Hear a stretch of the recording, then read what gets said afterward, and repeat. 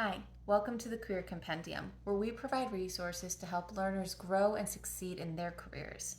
And that success should be based on a person's performance, their passion, and the merit of their work, not where they come from, how they talk, or what they look like. I'm talking about inclusion.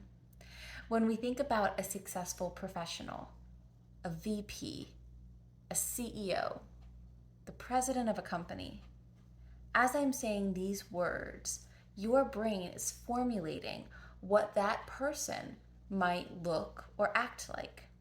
And this is where biases come into play. And this is very natural. Our brain is efficient, but it takes shortcuts sometimes. And biases are a product of that.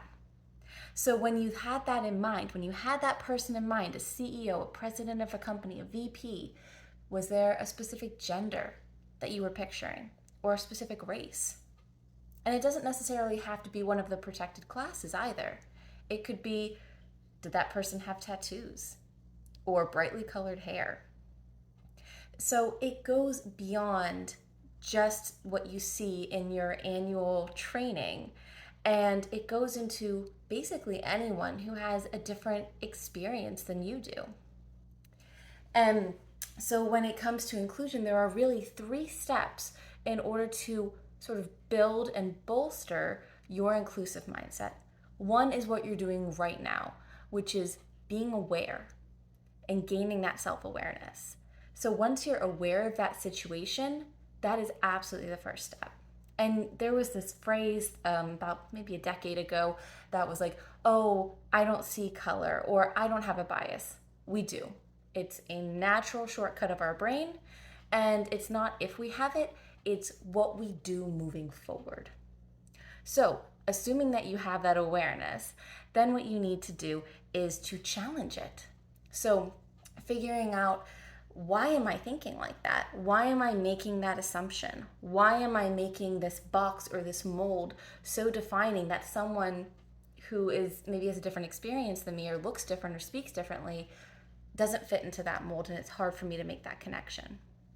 So making sure that you're challenging yourself, asking yourself why, that's the second step.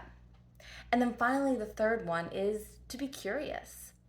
So you've made yourself aware, you're asking yourself questions, but now you can educate yourself and expose yourself to people who are different than you. So maybe I'm going to buy a book from an author who has a different background than me. Or maybe I'm going to subscribe to a podcast from someone who has a different experience than I ever did. But regardless of how I expose myself, I am starting to hear voices and perspectives from people that I hadn't before. And when you put all of that together, now all of a sudden that shortcut, that bias that your brain is sort of naturally going to, it becomes harder because it's not a shortcut anymore. You're making your brain take the longer route by challenging yourself, by exposing yourself to people who you normally wouldn't have that exposure or that interaction with. And this is going to positively impact you with a more inclusive mindset. And it is going to help those around you, the way that you interact with them, finding your career success and the other deserving folks around you. Thank you so much. Keep learning, and I'll see you in the next one.